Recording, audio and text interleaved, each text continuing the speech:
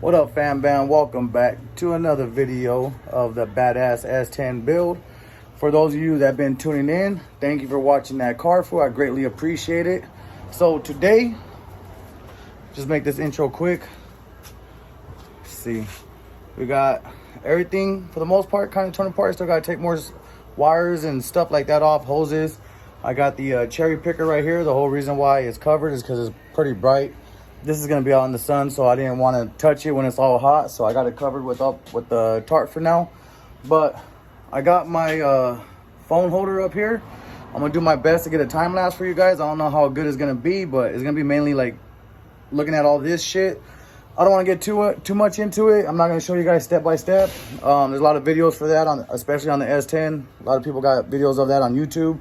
But I'm just gonna get a time lapse, get this whole engine taken off, and I'll see you guys back after the time lapse and go from there. And real quick, shout out to Goatfield, my boy Jerry Rice, greatest wide receiver of all time. This is energy drink. My brother hating because he's a Raider fan, but you should be grateful Jerry Rice is on your guys' team too. But guys, check it out, Goatfield. Look at that, packed and loaded, vitamins, essentials. Even has cordyceps, guys. I mean, doesn't get no better than that. Enhances your mind, but not only your energy, it enhances everything. Check them out. It's not a sponsorship or nothing. I just supported my boy Jerry Rice.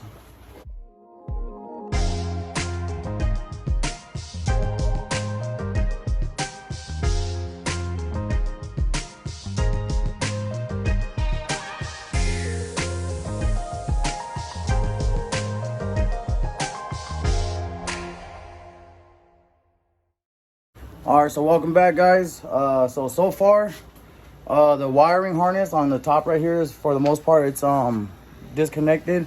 I know there's gonna be a couple things connected to the back of the engine. From what I saw in a couple videos, the real hard part that we had trouble with, we probably could have got this done a lot sooner, was, I don't know how well you guys can see right there, but the starter, that wire was really tucked away. So as you can see, we had to jack up the motor on this side, loosen the other side, and just, you know, teeter-totter the motor real quick, just so we have enough room to get in there and take that off. Right now, what I'm gonna do basically is just go underneath the bottom, start disconnecting the transmission cross member and stuff, and stuff that's holding on from the bottom.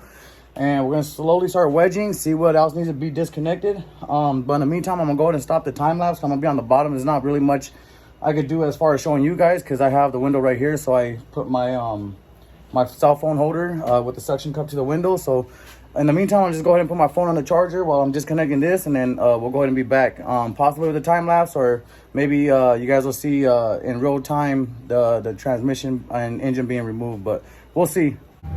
All right, you guys, we're back. We got pretty much everything connected. We got the motor mounts loose. I got the cross member disconnected from the transmission. I know there's gonna be a couple things connected from the back of the engine that we cannot see, but for the most part, we got the harness out of the way. Probably gonna have to disconnect a few more of these things just to get everything out the way, but put you guys on another time lapse real quick.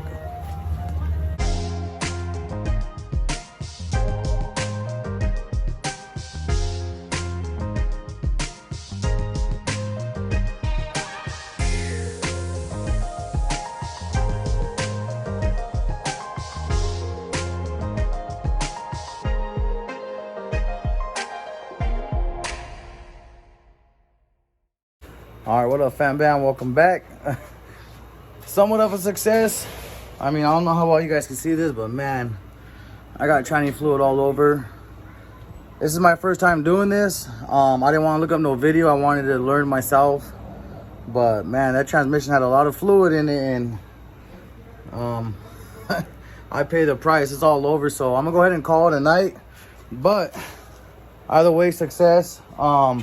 It took a long time because, as you can see, I try to mark everything as the best I can. So like red will match with red on the truck, blue, green. I got different zip ties. And I got the transmission right here and the engine on my little trailer that I have. So it's easy to maneuver around. if I put it in my garage, it'll just take up unnecessary room. So I'm gonna go ahead and cover that up with the tarp, and that's gonna be put off in my backyard until I get to it again with the engine stand and stuff like that. But I'm gonna go ahead and call it a night, guys. I gotta clean up all this shit right here. Sorry for the cussing and a little frustration. I know I wanted to learn on my own, but it was pretty much an all-day process. As you guys could tell, it took me about 4 hours just because I wanted to really mark everything. You know, I did my best. Like right here, you know, I got paper marked everywhere, what goes to what. I just really didn't want to have a hard time putting the stuff back together. So everything's marked, everything's zip tied a different color. Everything's put away. So I'm gonna go ahead and start cleaning up because I got a lot of cleaning to do. I gotta clean up myself. I gotta clean all my tools up, wipe them down, and call it a night, guys. So I'll see you guys on the next one. The next thing that's left is pretty much taking this cab up. After I organize all this wiring and stuff like that, I'm gonna go ahead and take the cab off the truck so we can have a bare chassis, and I can go ahead and start working on my chassis and putting on new suspension, bushings, you know, everything's gonna be brand new from the ground up, and pretty much everything's gonna be ready for either a V8 swap or some type of V6 turbo. I'm not decided on what I want to do yet. The outlet swap seems to be the easiest just because there's already a bunch of stuff for it, as opposed to doing like a V6 twin turbo. I could build this engine and turbo this, but then the cost per horsepower or gains is just that'll be kind of stupid. So right now it's looking like the best way to go about it is like a 5.3, a 4.8, 5.7, 6.0, 6.2, 6.3, whatever deal I come across with the transmission, engine harness, ECU, pretty much everything that I know I can get for a good amount, you know, for a good dollar, because I am doing this out of my own pocket. I am not getting help anywhere else. And I got all my other vehicles, so we'll see, you know, whatever we decide on. But for now, this is what it is. We're gonna get ready to do the cab next, so stay tuned for that one, guys. I don't know how well the time lapse happened, because my thing popped up, you know, 20%, 10%, 5%. So I had to press close on those, so I don't know if I got that in the time lapse or not, but we're gonna go over the video and check that out right now when I'm editing and stuff. So if you guys see stuff like that, my bad, but it is what it is. I was more focused on getting this out, doing it the correct way, doing it the safe way, and doing it in a way where, you know, I can remember where everything goes. Shout out to my brother for helping me once again. He's all fucking dirty, but now we got some cleaning to do, and we're gonna call it a night, guys. See you on the next one.